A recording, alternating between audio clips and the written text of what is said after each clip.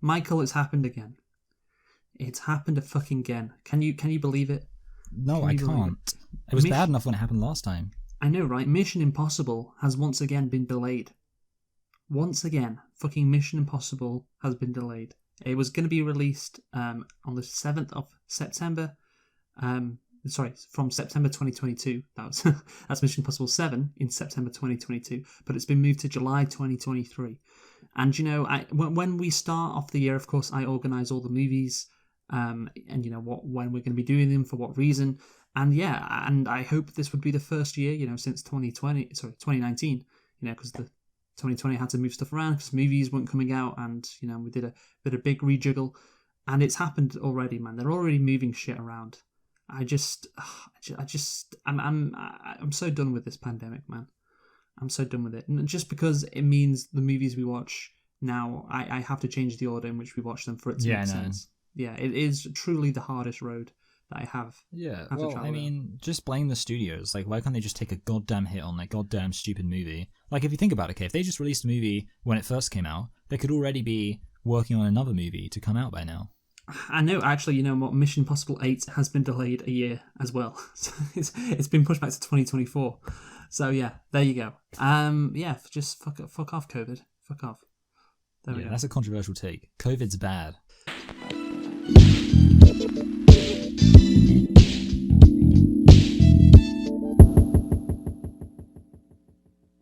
Hello and welcome to Select and Reflect, the movie review podcast where we look at films that have come out in the near and distant past, we give them a couple of watches, and evaluate them beyond first impressions. I'm your host Michael, and I'm joined as always by my co-host Luke, and this week we are celebrating the 30-year anniversary of the release of Reservoir Dogs. And I do think there's a specific reason also why we're doing it this week, is that true? Well, yeah. Okay. What is that reason? So here's the thing. Normally, I try to line up the anniversaries. Like you said, it's 30 years. Reservoir Dogs was released in 1992. I try to line up when we are doing our movie reviews close to the actual theatrical release. Now, of course, sometimes movies are shown at festivals beforehand, but I like to do it with the theatrical release because, of course, that's when the public sees the movie for the first time. And that's when, in the trivia it says it was released on this date. So Reservoir Dogs was released on October the 9th, 1982, 1992, of course, because it's 30 years, in the United States. But of course, what's the date today, Michael? Well, it's not October, is it? It's January. No, it's not October. Because Reservoir Dogs, it got its first showing at the Sundance Film Festival. Maybe you've heard of that. I have, yeah. That's good. That's good news. On January the 21st, 1992. And why is this significant? Well, of course, sometimes, you have independent films which are displayed at Sundance and then they get picked up. For example, this was distributed by Miramax. Of course, we all know who's... Harvey Weinstein. Yes. Founded in 1979 by brothers Bob and Harvey Weinstein. But anyway, the point is, Michael, the point is that this movie is significant. Very significant because it's probably the best... the best. In terms of independent movies, it is the most revered of all time. It's the most famous independent movie of all time. Oh, so you're saying it sets the standard? Yeah, and of course, Pulp Fiction apparently is an independent movie. Apparently, Pulp Fiction is an independent movie, but, I think that's a bunch of bullshit. It's not a true independent movie like this one is. This one is a true fucking independent movie, and it premiered at the Sundance Film Festival almost 30 years to the day. And that led to it being, of course, distributed by Miramax, and that led to the rise of Quentin Tarantino as I think we said in the Pulp Fiction or Once Upon a Time in Hollywood reviews we did, probably the second most famous director right now, behind Steven Spielberg. It's a huge... That premiere of Reservoir Dogs on January the 21st, 1992 at the Sundance Film Festival was historic. Incredibly significant. And it led to what we know today with Tarantino. So there you go, Michael. Do you like that? Yeah, that's interesting. Thank you.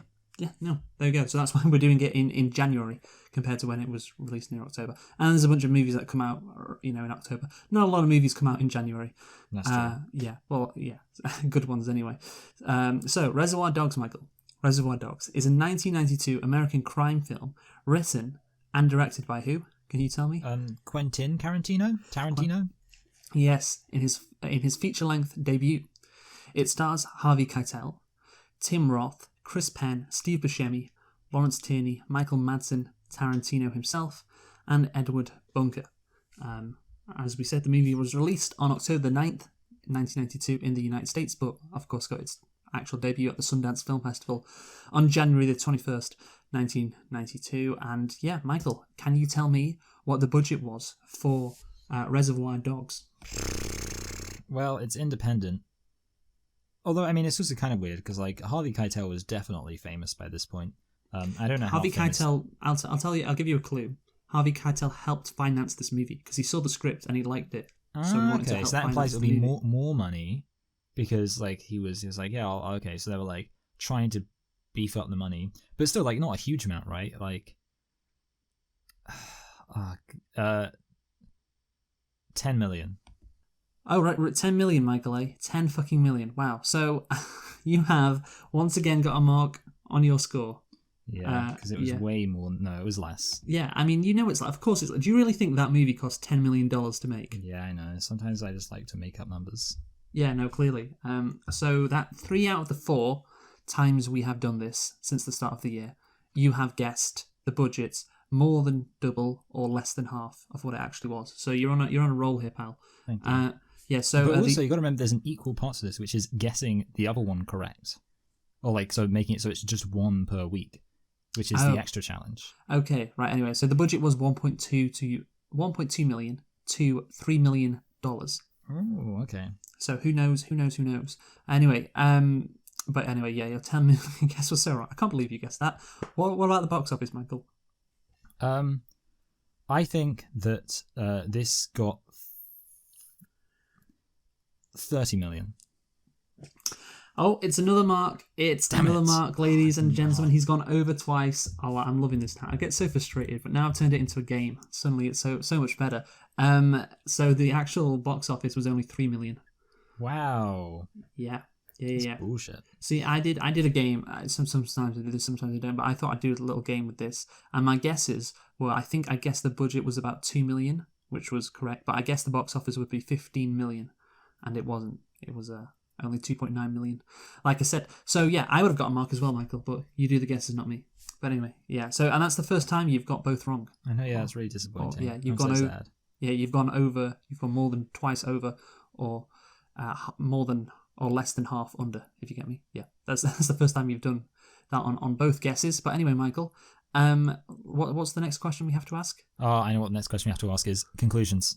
Yeah, conclusions now. Come on, what is it? It's did we like this movie? That's it. Did you like Reservoir Dogs? You know, I did like this film. I really feel like in many ways, possibly, in terms of Quentin Tarantino being Quentin Tarantino.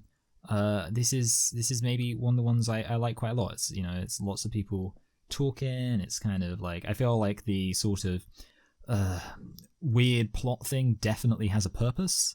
Like, yes. I think this film works very well as a Quentin Tarantino film, and I really enjoyed it. Yes, it definitely does work. There's not a lot of indulgence, is there? No. And it's hard to do that on a budget, which we'll get into later. And that's perhaps why it's so good. Because I did like this movie. I liked it. It's one of those where you're like, you know what, I really did like that. That was fun to watch. I mean, maybe fun is maybe not the absolute correct word, but was that good for you? It was for me. Yeah, there you go. Maybe I should say that in my conclusion at the end, and then you reply, yes, it was, because you also agree. Yes. Yes. We'll do that. We'll remember to do that. But yeah, so I thought it was good. And we'll go into that, of course, later. But first, Michael, nitpicks. How many do you have? I have one nitpick, and I also have a sort of nitpick, but I don't know if it counts as a nitpick. What, do you think it could be a plot hole? Well, no, that's the thing. See, it's like it's not a mistake. It's just a point more so. I'll say. Okay, it anyway, you know what? Say it. I've got two as well. You go first. Tell us. I'm intrigued. Okay, so I'll say just a regular nitpick first, which is and it's kind of weird because the film sort of almost like has this happen anyway, which is so duct tape doesn't work at all. Like I saw this thing where they're basically saying like the whole idea that anybody you just like it's just not sticky enough, and basically you can basically chew duct tape off. And of course it's a bit weird because the duct tape does literally fall off like later on, so it's kind of like. but it's almost lampshading the fact duct tape doesn't work. But okay, here's my one, which like it's just a point. Like, it doesn't make the film worse in any way, and it's also not really a mistake. It's just that I've always thought when I've seen this film that Orange would have been better off if he would have just kept playing like the morally righteous criminal.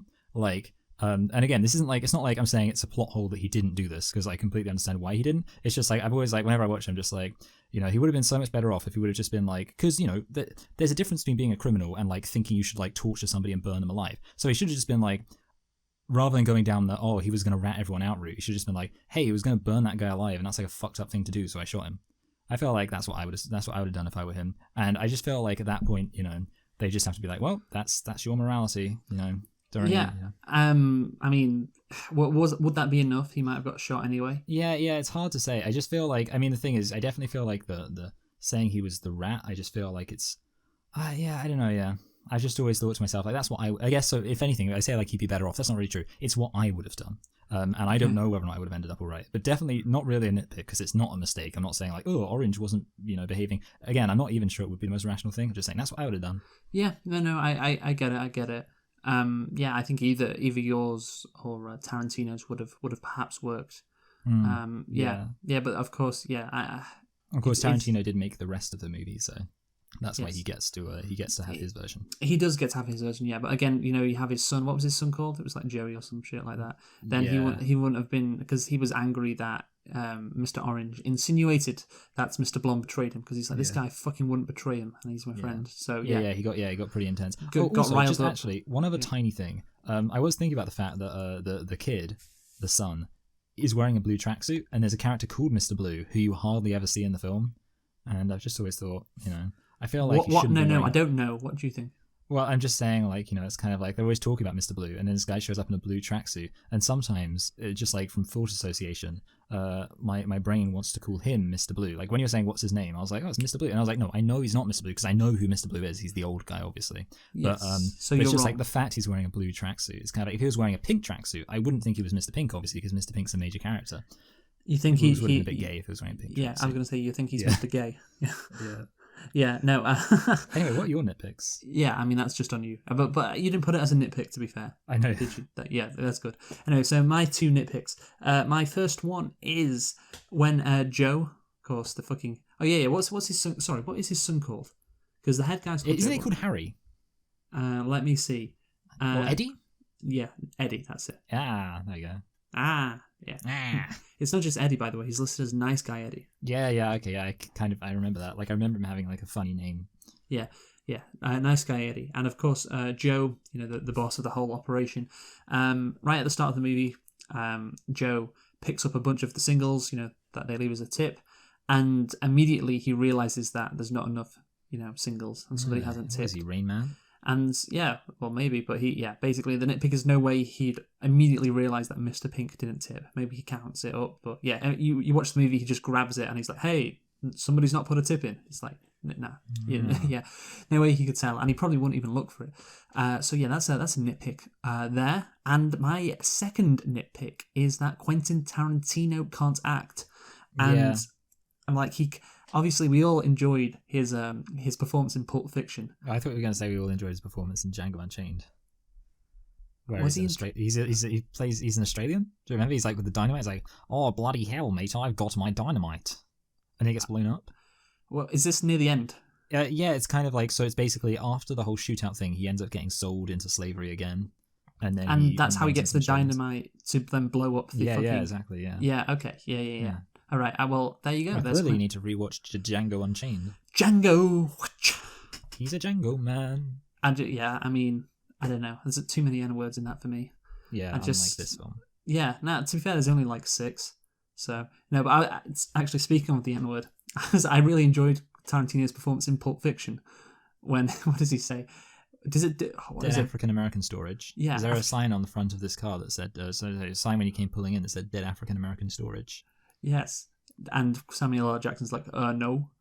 Yeah. And then what does Tarantino say? He says,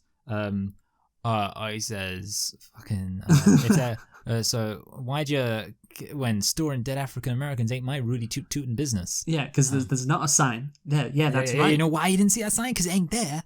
storing dead African Americans ain't my Rudy Toot Tootin' business. Yeah, great. Just the N word in that scene is completely unnecessary. Yeah, somebody dubbed that over a SpongeBob clip. Where Patrick is Samuel L. Jackson and SpongeBob is Quentin Tarantino, and it's kind of funny because their voices do kind of work. Like Quentin Tarantino has that kind of like voice, and, so it works. Okay, well, in this movie, in Reservoir Dogs, he can't act. He's really bad, and it's really noticeable. Like even at the start when he's talking about Madonna, it's like, okay, he can kind of get away with it, and then throughout the rest of the movie, it's just real. Like you only see him, momentarily. But it's like, this guy, he can't act. It's like when they were fucking discussing their names and he's like, Mr. Brown, that's like Mr. Shit. He just has a really awkward delivery. Yeah. And it's just like, surely you can do better than that. Even if you're not an actor, just like, surely you've got to do a better job than what you did. But yeah, so that's my... Mr. Brown, isn't that like Mr. Shit? Yeah. The thing is, I understand putting you in a... putting like yourself Tommy in a... Wiseau. Sorry? Like Tommy Wiseau.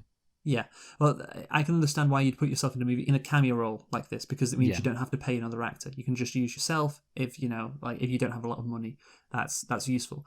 But at least try and just fucking not fuck it up.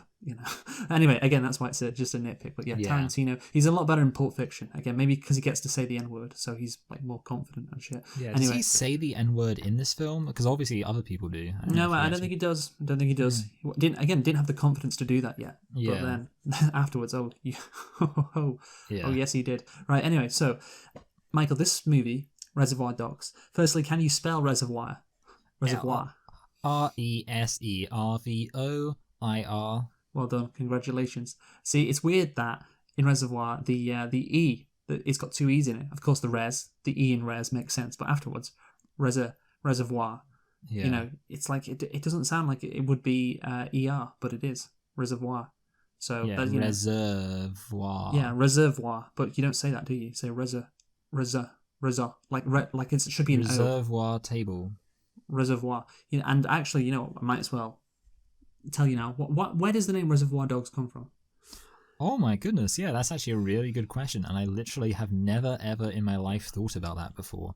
Wow, it's like you've really just... That question has hit me like a ton of bricks. I can't tell if you're being sarcastic. No, I genuinely am being serious. I've never actually thought about like the fact the film's called Reservoir Dogs. Admittedly, like it's kind of a similar thing with like Pulp Fiction too. Like I didn't really know Pulp Fiction. No, well, I didn't. Sense. Yeah, but the thing is, I didn't know what pulp was. I thought it was just the stuff. Okay, so you didn't know what it was. Yeah. So therefore, I also don't know what a reservoir is. No, but no, yeah. I mean, so yeah, the thing is, it's definitely more so with this. Like Reservoir. What do you mean Dogs. more?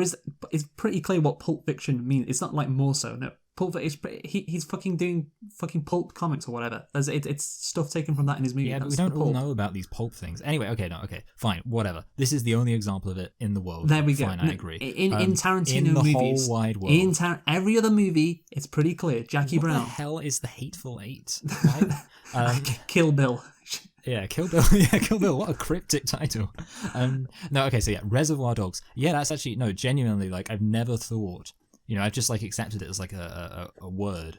Just okay. Like I'll tell you that. You know what? Guess what, Michael? I can tell you because I've got the answer right here. So, and by the way, you probably would never have guessed this. I mean, you definitely wouldn't because it's so out of left field. But I love this explanation. It's better than any I could have thought of. So, the title Reservoir Dogs was inspired by a customer at the video archives.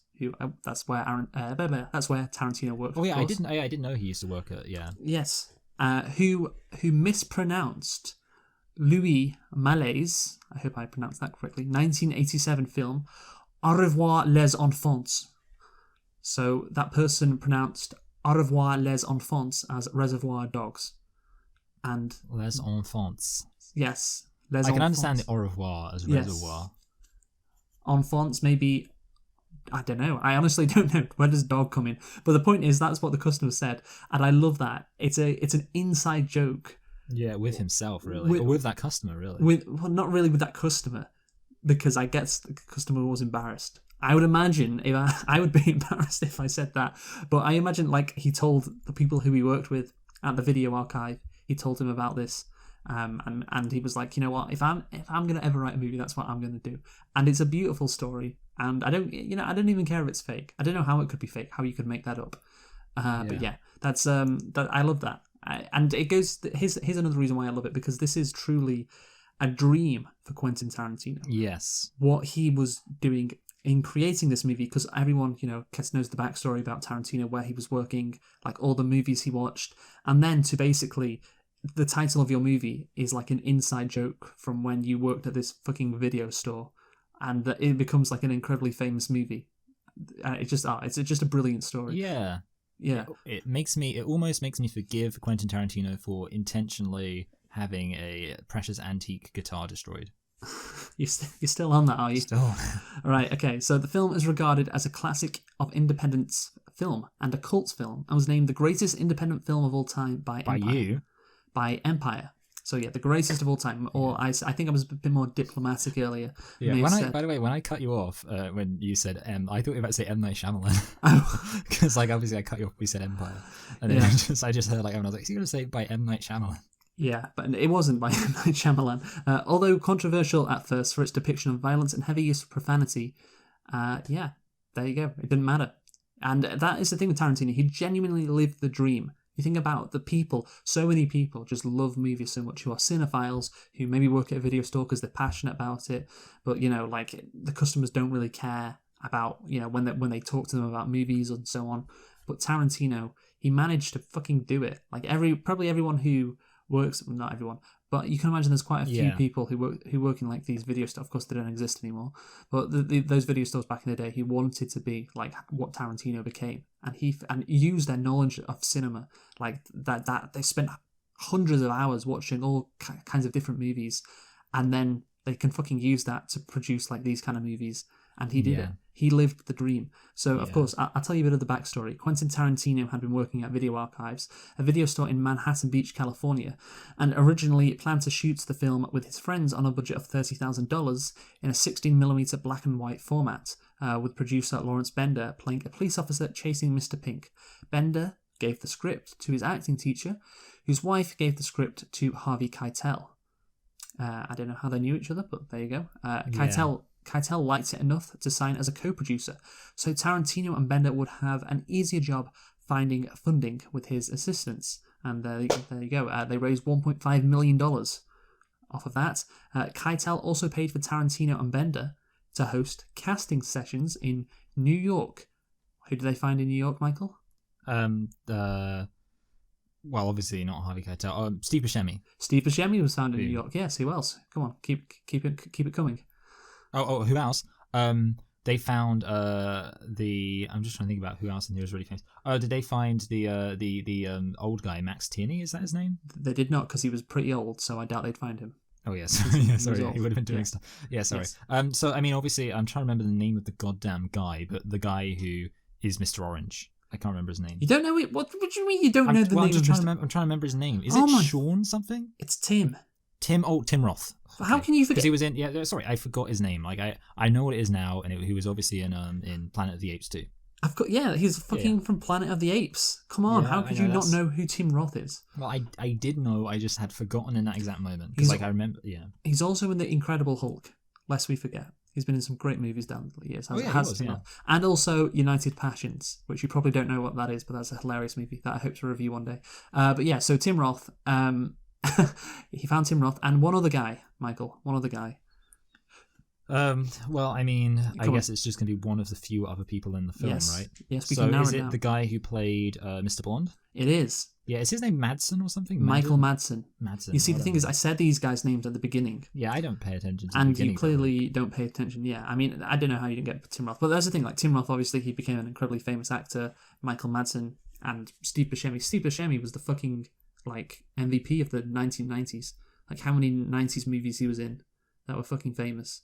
You know, that's Steve Buscemi all over. So, yeah, like, that's the thing. It's great that he produced this movie and he found this talent as well. And they all fit really well into their roles as well, I'll say. So, yeah, it's just an incredible story, really, Michael. It is a dream coming true. So, yeah, that's the background to the movie. Just how this got made. Maybe you could make a movie out of that, Michael.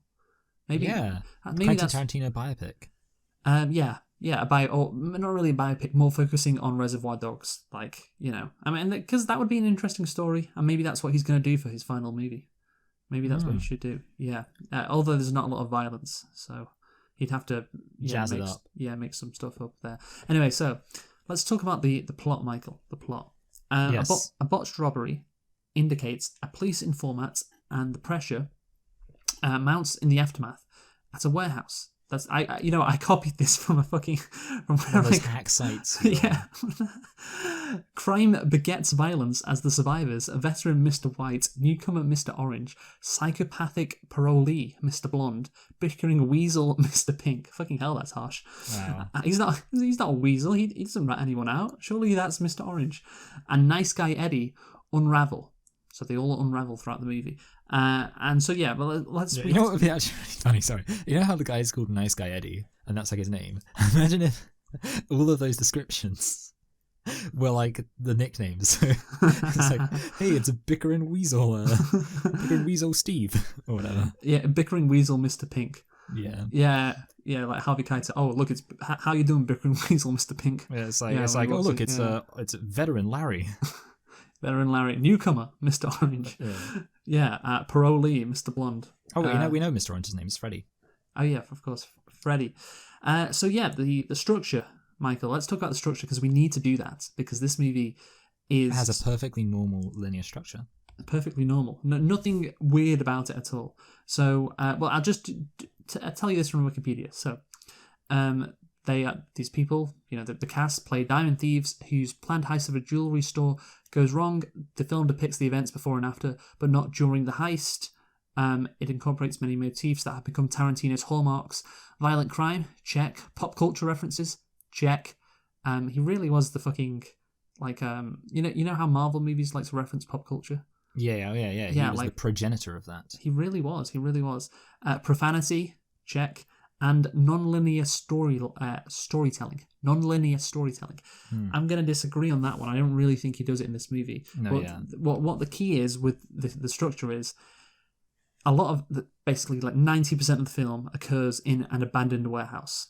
Yes. And it is the technique he uses with this movie or to structure the movie is very interesting because it's kind of like I want to call it like an event kind of movie where there is one event in the movie and every character then reacts to it. So all the characters throughout the movie react to what happened in this event in the rest of the movie. It's a very simple movie, and of course it works because you could have the whole movie movie can go on in this abandoned warehouse, and of course that's fucking great because you don't have to pay anyone. Like it's very easy to film. Yeah, it's a lot like Saw. How like they were basically just like, let's just have like the film in a bathroom, and like that's why the bulk of the film just happens in a fucking bathroom where they're chained up. Obviously, Saw, some might say, not as artistic. Yeah, but by not showing the heist as well, it creates intrigue. But obviously that's easy to see. But it's like a mystery as well, and that what it reminds me of. It is kind of like a mystery, but what it reminds me of, say, is, for example, Knives Out. I don't know if you've seen Knives Out. I have seen Knives Out. Great. So there's one... Knives Out 2 is coming out soon. Yeah, and then 3 after. But there's one event at the start of the movie that happens in Knives Out, which is, of course, the murder of... I can't remember. Is it Ian McKellen who dies? I can't fucking remember. Oh, yeah, some old dude. Yeah, some old guy who dies, and he leaves a lot of money. And then... I think it might be the guy from Minority Report. The old guy from Minority Report. Charles Dance. Oh, is it? Is that him? Is that another old guy? I don't know. Well, he's definitely an old guy. He's from Game of Thrones. Oh, then that's not him. That's not him. You know what? I'm going to check. But basically, the thing is with Knives Out, like I said, there's something that happens at the beginning of the movie, and then the rest of the characters react to it. And of course, this is that's a common thing in like murder mystery movies. Because that's the whole point of it. Yeah, they usually don't show the murder in murder mysteries. Yes, they usually... Or they at least don't show it clearly. Yes, again, they don't show it clearly to create intrigue, and the same thing happens here. So they don't show the heist, so you're wondering throughout the movie, oh shit, what the hell happened? And so you're hanging on every line of dialogue that the characters say, because you want to know more about what happened. And we'll get into that a bit later, but yeah, basically it's a very simple movie at its heart, really. Yeah. And you can film it in the whole way. It's genius. Like, you can film this fucking movie in a warehouse and you don't have to, do anything hard. You can get the budget right down. And it fucking works so well. Like, Tarantino just nailed it. He realized he was limited and he got the best possible movie. Yeah. It is, no, it's one of those classic examples of like limitations make the film better. Yeah, no, and maybe he should have learned about that in his next fucking 7 movies. So, yeah. Did The Hateful Eight really need to be 3 hours long? Yeah, I also would have preferred it if Inglourious Basterds was just everybody reacting to shooting Hitler. Okay, well, that's wonderful. Anyway, so Michael, let's go into the thing is, Inglourious Basterds is one of those movies where the excess is the point. No, I wouldn't say the excess is the point. I'm just saying like it's fine. Like I don't think it's like indulgent. Like it's maybe, is it his best movie? Inglourious Basterds? I don't know about that. These are the challenges we face in our life. Well, go on. I would say stick not. Your neck out then. I would say it's not his best movie. Okay, what is then? Well, that's the challenge we face in life. I think probably one of his earlier ones, which makes me. I almost genuinely do think I might find myself thinking this movie. Oh, so he is. So the point is, he is limited, and limited does make it better. Yeah. Yeah. Okay, maybe that's it. That's interesting. By the way, the old guy in Knives Out is Christopher Plummer. So there we go. We've got to the bottom of that mystery. So, Michael, let's get into the script of Reservoir Dogs. Let's go through what happens within the movie. So, of course, what is the first scene, Michael? What is the first scene? The first scene is the first scene, and this is a little funny thing, is actually when it's before the opening credits. It's when they're in the cafe of sorts, a diner of sorts, and they are having a discussion. Well, 2 discussions really. One about the Madonna song "Like a Virgin," and then it turns on to a different discussion about tipping. These are our 2. It's very much a conversation of 2 halves. Yes. So again, we talked about this in the Pulp Fiction review of Tarantino. He really likes creating these characters who give interesting dialogue because they have an opinion and they have a foot massage sexual. Yeah, we talked about that. Yeah, a principled stance on a mundane subject. So Madonna, Like a Virgin song, that classic song that everybody loves because everybody still loves Madonna. What is that song about really? And Quentin Tarantino, he picks himself to start off the movie. It's about a girl getting railed by a big dick, guy with a big dick, and it hurts her. And I love that Quentin Tarantino's film career starts off like that. Him in his own movie talking about Madonna's Like a Virgin. It's great, isn't it? No, yeah, I mean, definitely. Like the thing is, the Like a Virgin thing it's probably the most. It's a pretty excessive conversation in terms of like just how much he's really driving home this point about how many girls how many guys this girl's fucked, like how loose her vagina is and how consequently massive this guy's cock must be to make even her stretched out wizard sleeve of a vagina feel so tight as though she were still a virgin. He really stresses it, and I will say like it's quite a lot. I was actually thinking, obviously, nowadays kids being so desensitized to violence, I was like, you could just, you could show a kid this film. It's just like a gangster film, whatever. But to be honest, like that bit at the beginning, it's a lot. Yeah, no, I mean, it's a technique he used. Of course, he really extrapolated on that in Pulp Fiction, of course. I do enjoy the Steve Buscemi bit about how he doesn't tip. No, yeah, I mean, that's the thing, yeah, like, obviously. And people, I mean, that's the interesting one because, obviously, tipping in America in particular is still like a thing people like talk about, like the whole like, and obviously I mean literally like the points he makes about, for example, how there's like minimum wage work everywhere, but like it's just kind of arbitrary whether or not you tip certain people. It's a good point. Like that's a really dumb thing about America. Yeah, I mean they should just make the minimum wage higher. Because that's the thing. Like you have to tip I think 20% in America, and I am completely fine with doing that. But you're right. It's like, oh, so if you work at McDonald's, you don't get that tip, even though you're working just as hard probably. And it's like, well, yeah. I mean, obviously the solution. Arbitrary. Yeah, the solution is to raise the minimum wage so people don't have to rely on tips.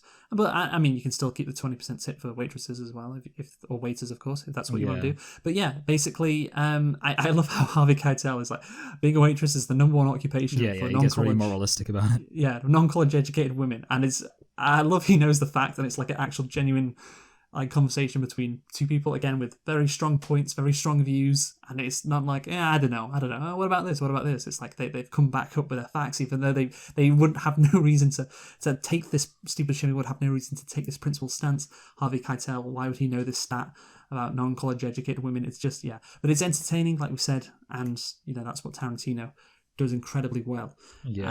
So and I guess I feel like if we talk about the dialogue more, we're just going over old ground like we did during Pulp Fiction. So then we get, of course, the iconic shot of them all with their suits. Do do do do do do do do. It is incredible that this movie created this like iconic shot. Like when you think of people, well, a group of men like walking somewhere all in all together wearing suits, it's like Reservoir Dogs. And of course the sunglasses as well. And it's a fucking independent movie, and he created this. But there's a bar in Tenerife called Reservoir Dogs, and it's just got a picture of a guy in a suit. That's great. That's how iconic it is. It's just a guy in a suit. It's Reservoir Dogs. Again, some fucking shitty bar in Tenerife. That's how iconic it is. Oh yeah, no, but that's what does make it iconic, when some shitty fucking bar calls itself Reservoir Dogs and associates the movie with the fucking suits, because of course everybody fucking wears suits. So yeah, that's how iconic it is. And I do like, though, within the movie you never see a shot of them head on, do you? Like all of them together. You never actually see that. You see them from the side. It speaks to how atomized we are in our modern neoliberal society. But you could say that. Or you could say there are posters of them with the shot of them head on. Yeah. So that's when people can get it from. And that'll probably be the thumbnail. It will probably be the thumbnail, that. But yeah. So the opening credits are then played, but before they end we hear somebody screaming. Oh, yes. I love that. That's a really nice thing before the credits are over, because you're like, what the fuck is happening? And we see Tim Roth before anything else, and he's got a lot of blood on him. And it's like, well, what the fuck has gone on here? Just a great way to create intrigue, because I don't believe they mentioned the heist in the dynasty. They don't mention that at all. Then all of a sudden it's like, what the fuck has happened here? You don't know why these men are together, of course. So that transition from, they're all walking together, they're all happy, the credits, and then that is great.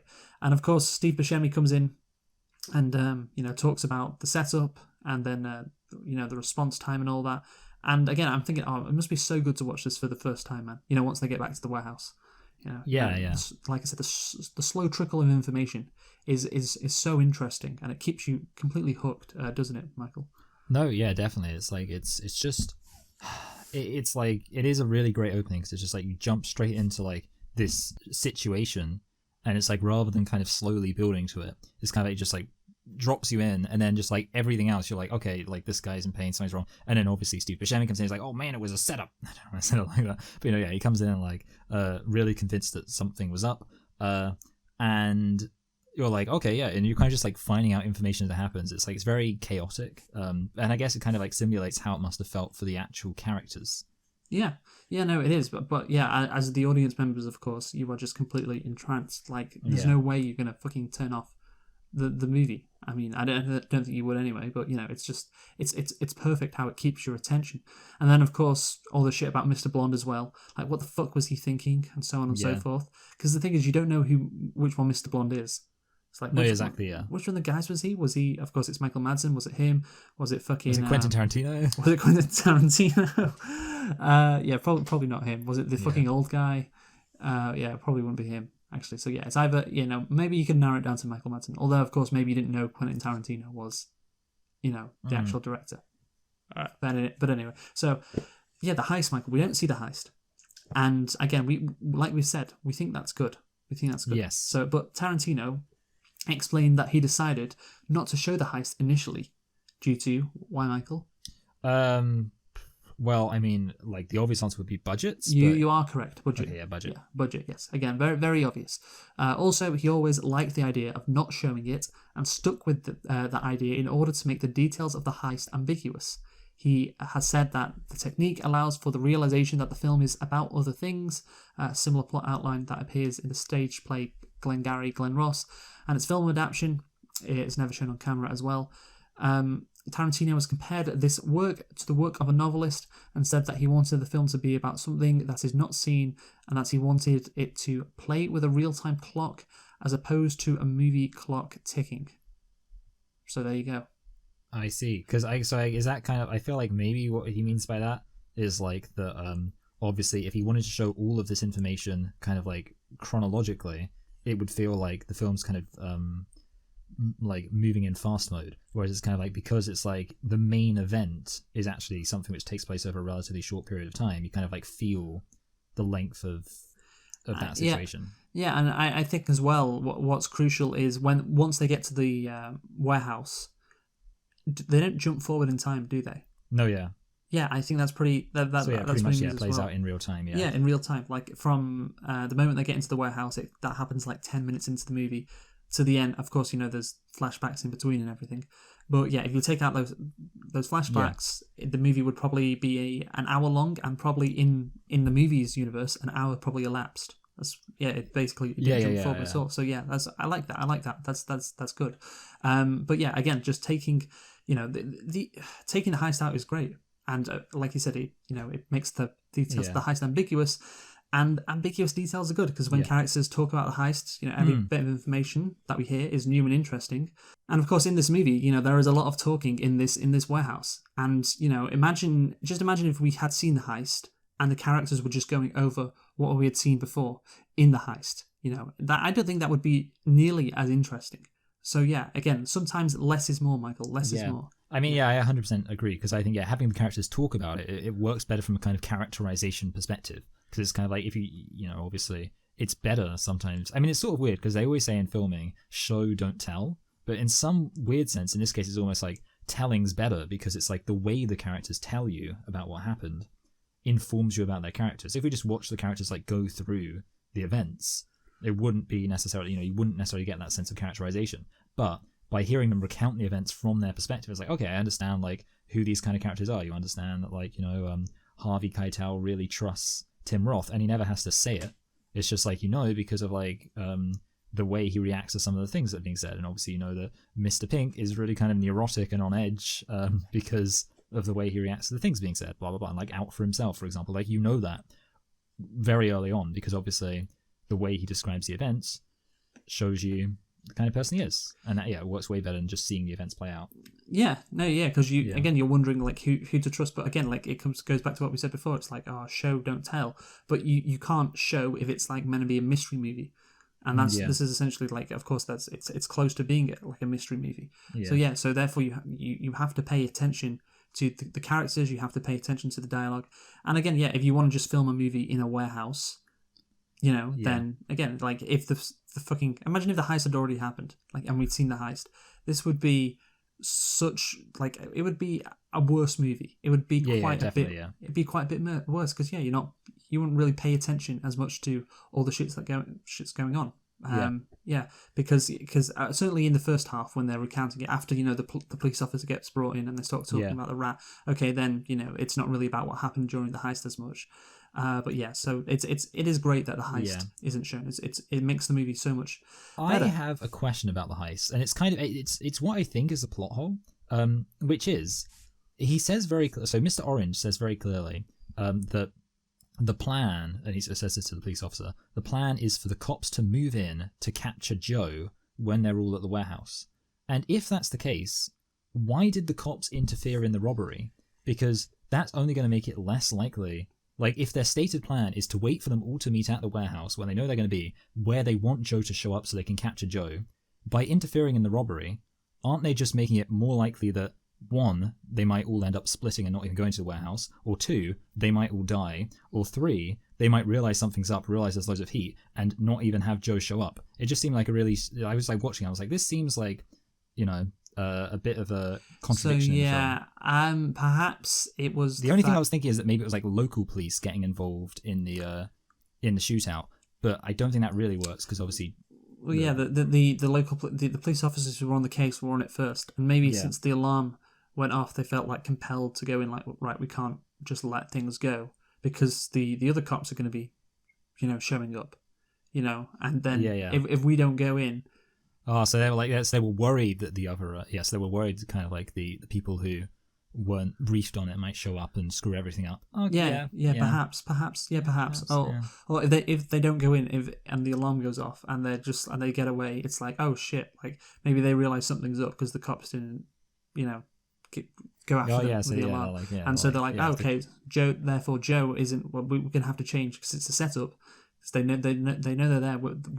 The cops are waiting for us to go to this meeting point, and so therefore they're going to arrest Joe. So let's change the fucking meeting point. That's a good point, actually. Yeah, because it's kind of like, I mean, think about it. If you're like a cop and you know something's going on, it's like if nobody shows up, they're gonna think it's a setup. But then, like, obviously, what happens is like because so many. You mean if you're a robber? Well, sorry. So I mean, sorry. So yeah, if no cops show up, you're like, oh, this could be a setup. Like, it's like it's quiet but too quiet. But obviously, if loads of them show up, then they also come to the conclusion it's a setup because they're like.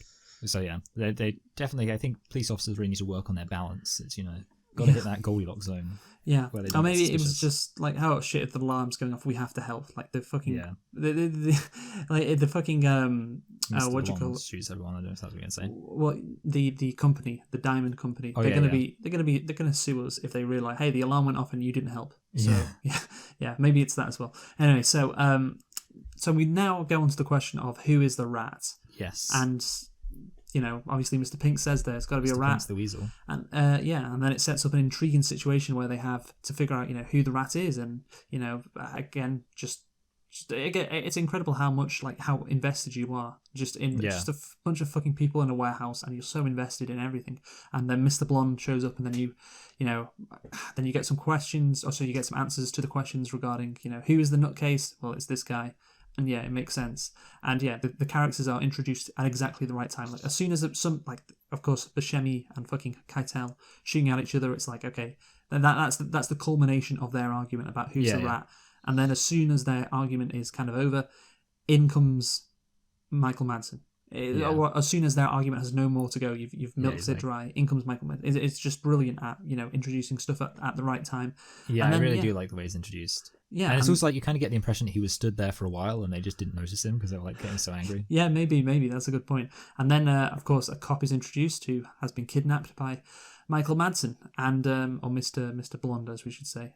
But yes, no real names, otherwise they might find him. Yes, exactly. And then we get the backstory on him, and I guess it's an interesting backstory about Mr. Blonde. Yeah, well, obviously, I mean, it kind of it's like bringing up what happens later, because obviously the main thing we find out is that he was in prison for a long time and that they're really proud of him and happy with him, and obviously that becomes significant later on when obviously he's like, you're telling me that this guy now, out of the fucking blue, that's not how he talks, I know, but I just don't know how to do proper voices, decides to betray us.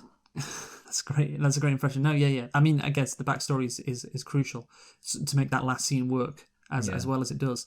But yeah, the thing is, like, of course, the intro, on the Wikipedia intro, there was a line which was, it features many Tarantino hallmarks, including non-linear storytelling. Yeah. This is just flashbacks ain't really non-linear storytelling. That is a good point. Yeah. Yeah, and the flashbacks work very well within the movie. They fit perfectly. So yeah, and of course I like how you hear this backstory, because then you're wondering how did Joe, this guy, hire this fucking psycho, and why did he just go mad when he was in this doing the diamond heist, and then you explain his background. He was in jail, and I put down maybe perhaps hearing an alarm triggered something in him. It's like you can kind of infer that, but then he does deliver a line later where he's like, I don't like hearing alarms. Yeah. So also, I mean, it's definitely, you can imagine like having already just been to prison, he'd be the one who like least wants to go to prison, which put him on edge. Yeah, that put him on edge as well. But yeah, the alarm thing was because what specifically triggered him was the alarm, and I was like, oh. But the thing is, then he says it later, so that means I'm right. But I would prefer if it was more unknown. Yeah, you'd prefer if you were the only one who knew it. Exactly. So now, Michael, of course, we get onto the best scene in the movie, the infamous scene. Use Psycho. Whilst dancing to Steelers Wheels, Stuck in the Middle with You, Mr. Blonde, tortures the cop, slashing his face and cutting off his right ear with a straight razor. So iconic. Music and violence combined together. It's just so entertaining, isn't it? Yeah. I mean, I was trying to make some sense of it all, but I could see it made no sense at all. I mean, it is like a really famous scene. It's probably the most famous scene from the film, which definitely, I think, really says a lot about society. Does it? Does it say a lot about Yeah, society? yeah, it really really tells you where we are as a culture. But no, yeah, I mean the thing is, it is like it's an objectively good scene, and it's just it is really classic, and you do really feel the as far as like what a torture scene is supposed to convey, it's pretty good. I mean the thing is, it's not excessively gruesome. Like they cut away from him getting his ear cut off. Like the funny thing is, you can kind of like it's not one of those films where it's like, oh, if you got a weak stomach, don't watch it. It's not. I mean, as I've already mentioned, it's not Saw. They don't like just hold on the violence. So I think, I genuinely I'm kind of happy because me personally, I'm not all about that gross, gory stuff. So I kind of appreciated the restraint.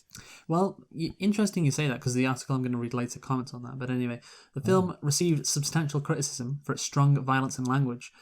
Of course, the Madsen scene, the ear cutting scene. Apparently, Madsen himself had great difficulty finishing it, especially after Kirk Bolt's ad-libbed the desperate plea, "I've got a little kid at home."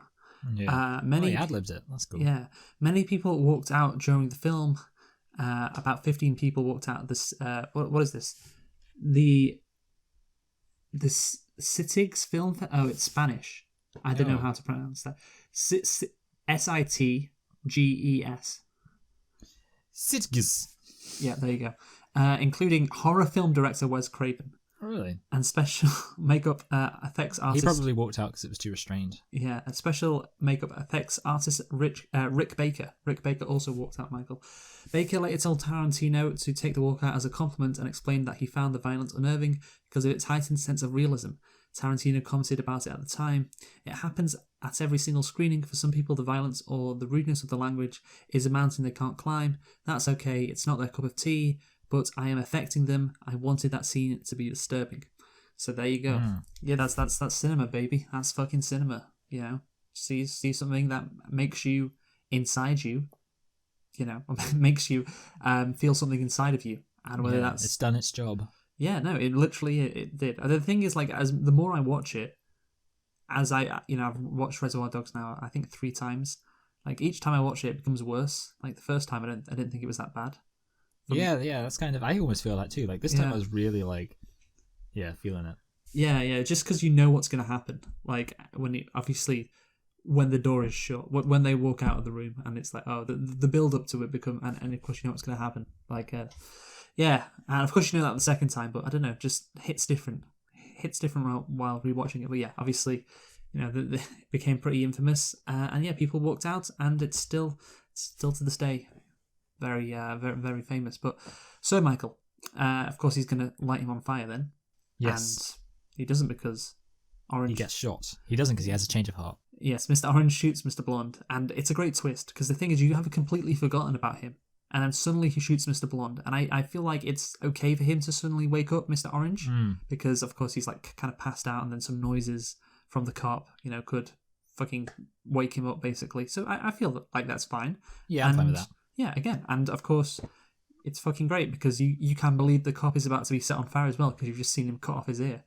So you've just seen that happen. It's very believable. So yes, but it's like, oh yeah, shit, I bet he's going to fucking set him on fire. And then Mr. Orange steps in to shoot him. So yeah, I like that kind of twist. It's great. Yeah, and again, I mean, imagine watching it for the first time. Like, I know. There'd be no reason to think it wasn't going to happen. Yeah, no, it's fucking great. But so then you're like, oh shit, did Mr. Orange shoot him because he's an undercover cop? Because there's like a few seconds when he just like, has his gun in the air and just the camera stays on Tim Roth. And it's like, did he shoot him because he's an undercover cop? He's the rat, or did he shoot him because he was so fucking sick of it, like kind of Mr. White was, and burning this guy to death, and you don't know what it's going to be, and like you said, you could use the argument when the fucking son came in, nice guy Eddie. Oh yeah, I just shot him because I was sick of him, burn this guy. I'm not having a fucking guy burned to death in front of me. I'm not doing that. To be fair, I would not want to have a guy burned to death in front of me. Yeah, exactly. And then of course it's revealed that he is an undercover cop, and the police will hopefully arrive shortly. And then the cop tells him he knows. Yeah. And that's a nice twist. So the cop went through all of that pain and didn't squeal at all. Yeah, what a hero that cop was. Yeah. I mean, all cops, to be fair. Like every single one of them. Yeah. Back the boys in blue. That thin blue line. Seriously, that thin blue line. If Black Lives Matter protesters, they've got a point. But Reservoir Dogs. That's true, yeah. Like, Black Lives Matter protesters probably would be pro Mr. Blonde. Getting him in those protests, like in the summer of They'd be 2020. like, he didn't do nothing wrong. No, I just imagine them like fucking holding up like placards with the scene from Reservoir Dogs in when he's been cutting off the ear. Oh god, that would be fucking great. Yeah. You know what? I'd support. I would it's so support. Yeah, because I am so edgy. But hey, to be fair, obviously I'm joking. I already support Black Lives Matter because I'm a good fucking person, Michael. But no, imagine those if you a hero. But imagine if you were like one of those edgy teenagers, and then you see that sign and that convinces you to join Black Lives Matter. Yeah. It's like, wow, I didn't really look at it that way. These guys are cool now because these guys are cool because they like the movie that I like, Reservoir Dogs. And I don't know, maybe fucking people don't know about the movie who are edgy teenagers nowadays because of course it's 30 years old, Michael. Hence why we're doing it. It's 30 years anniversary. But yeah, anyway, we kind of got sidetracked there. But yeah, so of course, let's go to the flashback then, Michael. The flashback with Tim Roth. Yes. It's weird because it's about 15 minutes long, and it does really dissect the movie because you can have it because the reveal like who's the right, oh it's this guy, so therefore you explain his backstory then once it's been revealed. And yeah, it's entertaining, it's interesting, and I love how the story which is meant to tell, you go from it being, oh, this is the script, it's like 4 pages long, to, he's practicing it, and then he's pitching it almost to the people, like, hey, you believe this, right? I'll pitch it to you, and they buy it to fucking Joe, Mr. White, and his son in the fucking bar, and then of course at the end he's actually there, he's actually acting it out in his fucking mind. I love that. That's a really nice. The way they kind of introduce the story, I think. It's a great sequence. It really is a great sequence. I thoroughly enjoyed that. And of course we have the scene where they pick their names. Yes. You like that scene? Yeah. What color would you like to be? You know what? I think I would be Mr. Purple. Oh, because that's good. The purple, of course, is the color of royalty. So cool color. I think it's a cool color to have as well. It's a bit unique. You can't really can you make fun of purple?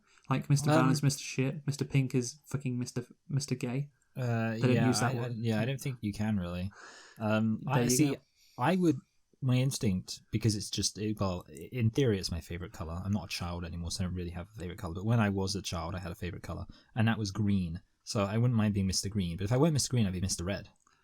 But Mr. Red may imply you're going to get shot. Yeah. Yeah. I would like to be Mr. Magenta because of the illustration. Mr. Magenta. Mr. What cyan? Oh, yeah. Cyan, those fucking colours, yeah. Yeah, there's one that's like fuchsia. Fuchsia. Mr. Fuchsia. Yeah, the hipster colours as they know. Mr. Turquoise. But no, I am... Duck Egg. Mr. Duck Egg. Mr. Off-White. Yeah, just like the thing is, it's the exact same thing, but they're all different shades of white. Great. Fucking hell. Mr. Cream. Yeah. Anyway, Mr. Grey. That's a cool name. Oh yeah, is that just 50 Shades of Grey? Yeah. What about That's why in the what's that thing? American Psycho, where he's like talking about his business cards and he's like saying how the color's bone. So if he was in it, he would be Mr. Bone. That's great, yeah. But yeah, I love the conversation of and I picked purple as well because that's Lewis Hamilton's color. So yeah, we were I like him. What about Mr. Rainbow? What about that? Yeah, that would be Mr. good. Rainbow. Yeah. The the fucking reboot of Reservoir Dogs, to be more inclusive. One of the Mr. characters Rainbow. will be called Mr. Rainbow. He will be incredibly racist and homophobic still. But at least he's Mr. Rainbow. Anyway, so then we get a good old fashioned standoff. Because of course Joe arrives and announces the police have killed Blue, and he wants to kill Orange, who he suspects is the traitor. And of course, Mr. White points a gun at Joe, and they have a fucking standoff. His son's there as well. A good old Mexican standoff, Michael. Again, an absolute classic, wouldn't you say? A classic move. No, yeah, it was I really do think as a standoff it's good. Mr. White does well to kill them both. Yeah, well that's the thing. I want to focus more on the fact that it's a Mexican standoff because, of course, what do we know about Tarantino? He's a cinephile. Yes, and he likes the good, the bad, and the ugly. He does. And what does the good, the bad, and the ugly have in it, Michael? A Mexican standoff. Yeah, a Mexican standoff. Do. And of course, I imagine there's plenty of other movies, old-fashioned movies, Yeah. that have Mexican standoffs. So of course, Tarantino, who's got to have a Mexican standoff in his movie. You know, he's got to have it in his first movie, and of course they all die, of course, and then Mr. Pink, Yes, takes the the best diamonds character. and flees. So betrayal and nihilism at the end of the movie, Michael. Betrayal and nihilism. Yeah, it's very negative. Yeah, I know. But the thing is, it is kind of funny when Mr. Pink, because he's the one all, of course, fucking movie who's been like, hey, let's just focus on the diamonds, let's be professional, and everyone else fucks themselves over and gets killed in one way or another, and yeah, he just takes it. So I do like there is a hint of comedy about the ending as well. Yes, it's like yeah. I would like it if Mr. Pink, as he's walking out, just says, well, I fucking has a line that indicates like, hey, if you just listen to me, we could have all taken this. No, yeah, it does seem. Yeah, it is kind of funny just watching him like just silently just like walk away. But yeah, it would also be giving out a little. And the nihilism of it all, Michael, because everyone dies as well, and it's like what you talked about with Pulp Fiction. I think you used the word nihilism to describe the ending of this movie. Yes. Do you remember? Yeah, that would make sense. That's the kind of thing I would do. And I think, yeah, definitely this movie is also nihilistic. There's a lot of it's not a happy film. Some might say. Yeah, some might say that. But yeah, that's the thing. What it is entertaining.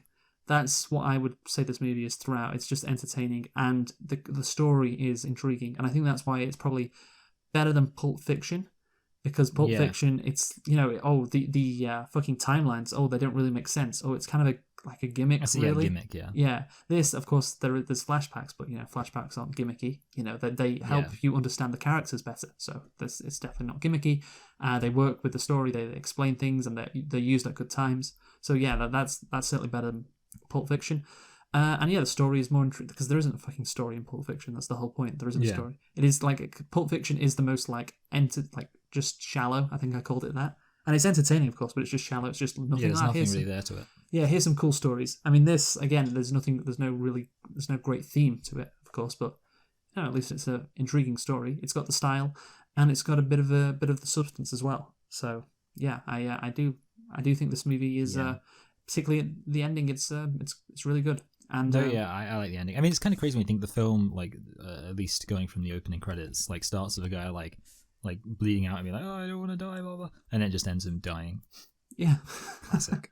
No, it is. It's good. But anyway, I want to read to you an article from. Actually, just another thing. Sorry, on nihilism, because it's kind of a important thing. That it just is related. Like the fact the cop gets saved and then he just gets like shot. It's just like, oh, this cop. It's just like him getting saved is kind of like this triumphant thing in a way, and then he just gets shot. Yeah, that's the black comedy of it. Oh yeah, that's the black comedy of it. So yeah. Anyway, okay. So I'm gonna read this review from Tom Schoen that came out 5 years ago. So this was for the 25th anniversary of Pulp Fiction. So the glorious bullshit of Reservoir Dogs. 25 years later. Of course, we're now 30 years later, Michael. 30 years. So, like matching outfits for pop bands, the influence of Tarantino didn't make it very far into the new century. He is the single most influential director of his generation, Peter Bogdanovich said during an event at MoMA in 2012, for better or for worse. To talk of Tarantino's influence is to now do so with a wince or small cluck of nostalgia for that period, somewhere between the launch of the Hubble telescope and the impeachment of Bill Clinton, where you could barely find a coffee shop in Southern California that didn't clatter with the sound of aspiring young screenwriters bashing out talky, violent, blackly comic shoot-em-ups on their typewriters. God, what an awful place that sounds. God. Yeah. But anyway, like we said, like the thing is, it's kind of the dialogue is kind of a gimmick, but again, it's entertaining. So who the fuck it? But you can replicate that. It is replicatable, I think. But maybe he just does it the best. But anyway, so Tarantino says he became an adjective sooner than I thought I was going to. Basically, yeah, there was a lot of copycat films released in the mid-90s. And so nothing around Reservoir Dogs, though, has aged quite so badly as its original reviews. The only thing Mr. Tarantino spells out is the violence. Julie Salomon wrote in the Wall Street Journal, "This movie isn't really about anything," the Daily News said. Yep. That's Tarantino, and his next movie was even further about nothing. But anyway, so this movie isn't really about anything, the Daily News said. It's just a flashy, stylistically daring exercise in cinematic mayhem. oh my god, that's Tarantino's whole fucking movies. Yeah. It's just a flashy, stylistically daring exercise in cinematic mayhem. But the thing is, the difference is, she's saying that as a criticism. Yeah. But like, okay, I think we talked about this in Pulp Fiction. Just because a movie isn't about anything doesn't mean it can't be entertaining. It just means it can't be considered a masterpiece, which is what I was annoyed about. Well, not annoyed. I was just disagreeing with Pulp Fiction. Again, this isn't a masterpiece either, but it's very. I think it's better than Pulp Fiction. Anyway, but yeah, again, you can enjoy a movie that's flashy, stylistically daring, and cinematic mayhem better than fucking 90% of movies released. There are two canards that everybody seems to agree upon. And they were stances on which the Tarantino bashing industry would be based. One, that his work was ultra-violent. I mean, who the fuck cares? And two, that it was about nothing more than its own movie-ishness, with no connection to the real world. I mean, I wouldn't really say... I mean, of course, that is a criticism that this guy's referencing, but again, like, it's very connected. A lot of his movies are just about the fucking real world. Just real-world people doing real-world shit, like the crime world. So, I don't agree with that. I mean, the thing is, the criticism is it's about nothing more than its own movie-ishness. Yeah, absolutely, it is. But again, that's fine. This was a myth partly abetted by the director himself, who often told the story of going to Harvey Keitel's house to discuss the Reservoir Dogs script. How did you come up with this script? Did you live in a tough guy neighborhood growing up? Was anybody in your family connected with tough guys? Keitel asked Tarantino. What did Tarantino say, Michael, as a reply? The N-word. Just screamed it straight out. Oh, that was funny. He said, Tarantino said no. And Keitel said, well, how the hell did you come to write this? And Tarantino said, I watch movies. Wow, there powerful. No, he's just like, hey, he's a cinephile who watched a bunch of movies, and there's a lot of entertaining stuff which he's seen, and he pieces it together to create an entertaining movie. There you go. He doesn't want a movie to be about anything, and that's fine. Both these metrics, how violent and how realistic a film is judged to be, are volatile commodities on the film historical stock exchange. Nothing dates faster than realism, and today's excessive violence is tomorrow's cinematic aperitif. I hope I said that right. The first thing to strike a contemporary viewer of Reservoir Dogs, of course, is how comparatively non-violent it is. We see a couple of shootouts, a carjacking, and a cop being beaten up, but nothing that you won't see on an episode of 24. To those coming to the film from freewheeling mayhem of the director's later work, it is a remarkably disciplined feat of storytelling, featuring just as many departures from chronology as, say, Pulp Fiction. Its structure is a nauseous-like series of box flashbacks, telling each character's story in turn, but the flashbacks never feel like flashbacks. You're never antsy to get back to the warehouse. Without an ounce of fat, at a trim 99 minutes, the movie pierces like a bullet, leaving a clean hole. I agree with that completely. It's like he's limited, and of course, how long is Django Unchained? Oh, bloody long! It's fucking. And how long is Hateful Eight? 1,000,000 years long. Again, it is excess, and like he indulges in himself. This he couldn't afford to because of the budget, and yeah, it's like it's a movie without an ounce of fat, trim 99 minutes, and it pierces like a bullet. It just gets nothing else that is unnecessary, and he loves to add on that unnecessary stuff because. Hey, that's what he's fucking a director for. That's what he loves to do, and it can be entertaining somewhat. But yeah, it's just really nice to sit down and enjoy. It's definitely just like better when you have like a film that's just like boom, bang, bosh. Yeah, the freewheeling mayhem can be entertaining, but it's like this. Yeah, I mean, some people. I guess it is preference. But yeah, it's an efficient movie that does what it wants to do, and it does it really well. It's very tight as well, and that is normally a very good thing. You could say like a Virgin. But the point is Madonna isn't tight. Yeah, that's true. Yeah, just the guy's dick is so big. If you listen, fucking listen to the movie. What does that say about this film then? I don't think there's a comparison to be made, to be honest. Yeah. Sorry. The infamous ear severing, which caused so many walkouts, is discreetly elided by a pan to the wall. Mm. Yeah, and that's true. That. Yeah, again, like it's crazy people walked out because they didn't actually fucking show it. Yeah. Anyway. And this was after films like, I just said because the film already done, like Texas Chainsaw Massacre. It was like this was the first film to ever hint at something violent happening. Yeah, I know. It's crazy. But I guess the people in the early 90s, again, I always remember when Bart Simpson was a menace. Yeah. Yeah. Well, those were the days. And yeah, basically, the article goes on to talk about, how many filmmakers have made their debuts with heist films, and Woody Allen, Wes Anderson, What was Wes Anderson's first movie, Michael? Oh, I don't know. Bottle Rocket. Oh, yeah, I have heard of that, yeah. Bryan Singer's The Usual Suspect. Sorry. The model it offers first-time filmmakers is thus as much economic as aesthetic. Yes, I agree. A reaffirmation of the tenet that Jean-Luc Godard attributed to W.D. Griffith. All you need to make a movie is a girl and a gun. And this movie doesn't even have a girl. Yeah. It's kind of funny in a film that mentions has the N-word this much that you mention the guy who made Birth of a Nation. Sorry?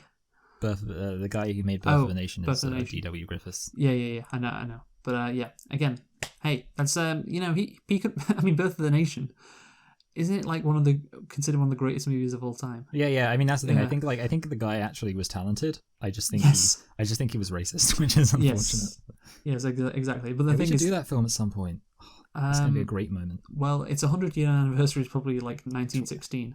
Yeah. So we're gonna have to wait another 94 years to get to its 200th, or maybe we can do its 125th. Oh wow, that would be beautiful. In 2041. Yeah. Right. Anyway, so basically, this. So the article talks about the scene with fucking Mr. Orange being told you have to be like Marlon Brando, and basically the article says this is as close to an aesthetic credo as Tarantino ever got. From the intense focus of subjectivity that would turn the structure of Reservoir Dogs and Pulp Fiction into Swiss cheese, to his fascination with commodes as the ultimate arbiter of gritty reality, to, above all, his deep disciplined devotion to spoken English, his dialogue, part Robert Town, part Chester Himes, and part Patricia Highsmith, as the critic Elvis Mitchell put it. Critics who complained about the lack of reality in Tarantino's films aren't listening. Reality in his films is perceived, represented, and reproduced through the ear and mouth, and in particular, the filthy, propulsive rhythms of black street vernacular soaked up by the filmmaker when he was a teenager in LA's South Bay area, and to which he would return when he shot Jackie Brown some 20 years later. So there you go. And basically this article goes on, you can read more of it. It goes on for a fucking while, I have to say. But basically, there you go. What do you think, Michael? Do you think that you have Reservoir Dogs has been solved now? Yeah. I think it, basically, I mean, like you, I think pretty much everything that was said there, I would pretty much sign off on already. It's basically a film made by a guy who just likes making films, likes all the stuff in there. And, I agree that, it does show a certain view of reality, and quite a bleak view of reality, and it does so quite effectively. Is this your conclusion? No, this wasn't my conclusion. Conclude, go on. That's a nice start. Sorry. Okay, yeah. So, overall, I mean, the thing is, what are the positives of this film? One, I think the plot works really well, and, having a plot work really well is good. It's a really good kind of crime film. And also I'll say this, as a crime film, in a world where so many crime films, even the good ones, they're just so long. It's nice to just have a film like this. It just feels like it is nice that it's so short. And obviously that also applies in comparison to Tarantino's other work. I think that the dialogue works really well, especially seeing as the dialogue, there's a point to the dialogue. I mean, obviously there's the beginning, which is, totally kind of superfluous, but even then, I'm not saying that's a complaint, it's just, not as necessarily as great. But then later on, when the dialogue literally has a point, it's building on the heist, which we didn't see, and it's telling us about the characters, it works very well. I think the structure doesn't feel unnecessary. Everything kind of makes sense. The only thing which I guess kind of holds this film back would be the fact that it's not really deeply thematic or anything like that. I'm not going to say there aren't themes in it, because obviously there's you can say suspicions of theme, I don't know, but the reality is there's not it's not an art film in terms of how it handles themes or anything like that. But as just a basic film, it's really solid, really well done, and I do think it is Tarantino's best film. I think after this he just I kind of agree with you, he's somebody who just wants to indulge in himself, and he was forced not to because of the constraints of this film, and it actually worked out. And so I'm going to give this film a middling 9, which is good, because I think basically I think if it had something more thematic to it, it would get into the high 9s. But I think basically everything apart from the themes, which I don't really think there is anything, I guess you'd say what this film is about, everything apart from that is really solid. Yeah, no, that's what I feel. I've given it. Did you say you give it a 9? Yeah. I've written 9 down as well. 9 out of 10. And yeah, it's Jinx. just yeah. That's the thing. It's not a masterpiece. I think you have to get 9.5 or 10 for it to be like a masterpiece. But this is really like it's as good a movie as you can make. You know, in an independent movie with a couple $1 million budget. You know, about a fucking the heist. Yeah, as we talk about, it's great not to show it. Creates intrigue, saves money as well. And yeah, he really was limited by what he could do, and it's fantastic to see. You know, like I think I read a bit on in the article how he tried to make like Jackie Brown. He tried to make it's like a not as good Tarantino, well, not as Tarantino-esque kind of movie. And it didn't do too well at the box office, so then he just went, right, fuck it, I'm doing Kill Bill, which is like Tarantino, like the most Tarantino movie that he could possibly do. So yeah, this is great again, but again, this didn't do well at the box office either. So yeah, idiot. but it's his. But like you said, I think it's his best movie for all the reasons we have said. Yeah, and of course, you know, it's so good that this was his first one, man. This was his first one, and that's the thing. People might say he's overrated, but who could do this? Yeah, who can make their first film? I wonder actually, what directors you would say their first film is their best film. I don't think there's going to be many. Yeah, probably not. But yeah, again, he's. That's the thing. He knows so much, but he had to be efficient. He had to create something really good, and just all the ounces of fat were trimmed off. So this makes it a 9 out of 10. Enjoyable. It works so well. Nothing. You can't really criticize it at all, apart from the fact that it's not about a bigger thing. Which is always the case with Tarantino. And yeah, the actual it would be an 8.5, but the year scene gets it up to a 9. Yes. I'm kidding. But anyway, Michael, what are we doing next week? Well, from a film about one film about violent thugs facing the law to another, we're going to be looking at The Trial of the Chicago 7. Trial of the Chicago 7. That's because it was a film which was nominated for Best Picture in what we all have to agree was the best group of films nominated for Best Picture ever. Yeah, the 2021 Oscars, and we will start our countdown to this year's Oscars next week by looking at last year's Oscars, and of course the Trial of the Chicago 7 is up first. Maybe Grayson Allen should be on trial for what he did in Chicago, or was it in Chicago or against Chicago? I don't know, but look that up and you'll see. Anyway, he's a basketball player. Sorry. Right. Anyway, join us next week for Trial of the Chicago 7. Chicago 7. Who have you been, Michael? I've been Michael. I've been Luke. Thanks for listening to our Reservoir Dogs review. And yeah, goodbye. Goodbye.